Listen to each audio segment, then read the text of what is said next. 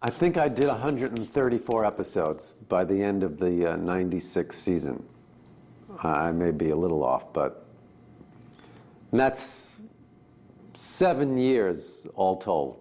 It was when he said, as he always said, sometime around episode 13 or 14 of every year, I don't think I want to come back next year.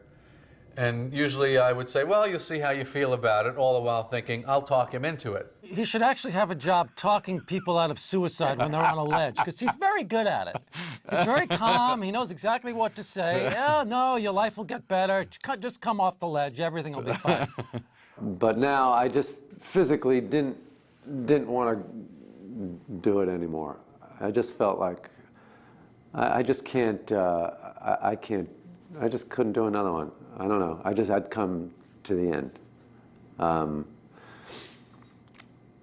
So I was hoping that everybody would feel the same way, but I was the only one. It was time for him to do what he wanted to do, whatever that was, whether it was just not do the show or do something else. And God knows he had poured his whole life into it. And I honestly don't know, and I wouldn't even ask him how much. I know what he would say. I would ask him, how much of the show did you really want to do? And he would probably say the pilot. But I'm sure he's glad that he went past that. Jerry is the one who made the announcement that Larry wouldn't be coming back, and that I think it was at that same time he said that we would be coming back, however. I was very concerned about not having Larry there. I knew we were losing a great writer, a visionary. I was concerned about what would happen to the show in general, what would certainly happen to George in specific.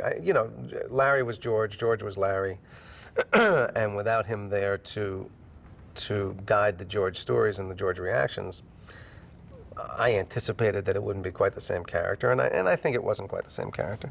But I had all the faith in Jerry. I knew that Jerry would not continue that show if he didn't think we could make it happen.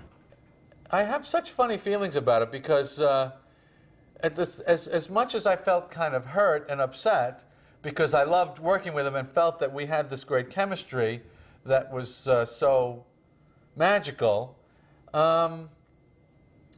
it was probably the best thing that ever happened to me. I was surprised that Jerry had decided to go on, but I felt also like everybody had a personal issue that they had to work out.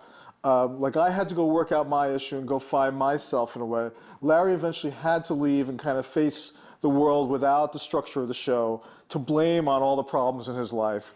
And Jerry, to some degree, I think also needed to sort of know for himself the role that he played on the show creatively. And I think he needed to explore and express that also. It was an amazing challenge those last 2 years. It was so exciting, and because I was really undertaking a crazy thing to write and star in 22 episodes of a show that people are, really anxiously awaiting each week.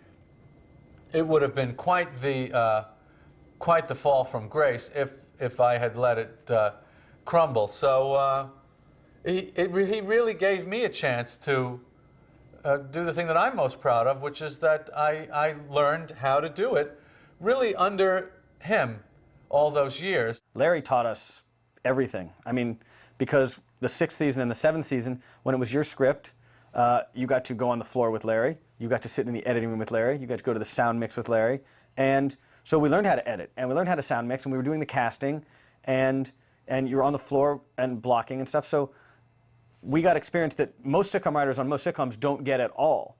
And so when Larry left, you're just sort of going to the same thing. You're going to the same places your dad used to take you to. He's just not there anymore. I look back on it now as the greatest gift among many gifts that he gave me. Was he kind of pushed me out of the nest at the very end to do the thing on your own. You can do it. Even though I don't know if he thought that that's what I was going to do, but that is the way it worked out. And, so I'm always grateful to him for that he gave me that last step of growth. And then when the show was over, I really felt like, well, I went from really nothing to something.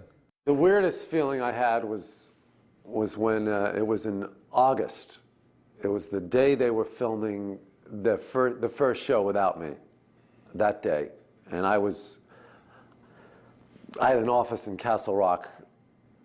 I'm sitting there in my office by myself, and I'm trying to write this movie, and there's nobody to talk to, and I'm sitting there by myself, and I'm going, geez, they're doing the first show today.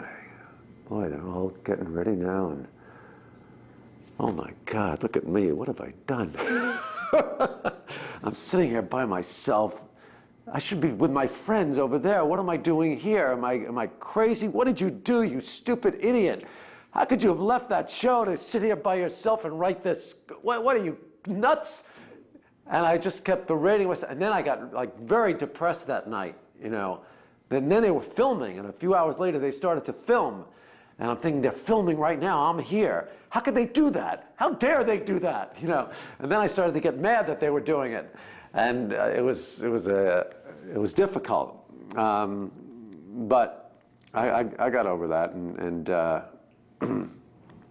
then periodically I would go there that year to do Steinbrenner. I heard about what happened at the meeting this morning. Oh, yes. I already packed up my desk, sir, so I can be out of here in an hour. And I have to tell you, it's exactly what this organization needed. If we want to look to the future, we've got to tear down the past. Babe Ruth was nothing more than a fat old man with little girl legs. And here's something I just found out recently. He wasn't really a sultan. Huh? What do you make of that? Hey, check this out. Lou Gehrig's pants. Not a bad fit. Hey, you don't think that nerve disease of his was contagious, do you? Better take him off. I'm too important to this team. Big Stein can't be flopping and twitching. And it was weird because I didn't write the lines. So I was doing like Steinbrenner lines that I didn't write, and I felt like, gee, I don't belong here anymore. I'm not part of this. I've got to get out of here. It's all wrong. It was such a weird feeling, even, you know, driving through the gate. Larry David, you know, oh, hold on, you know, they're calling up to see if I can get into the studio. You don't understand. You see that show? I created that thing.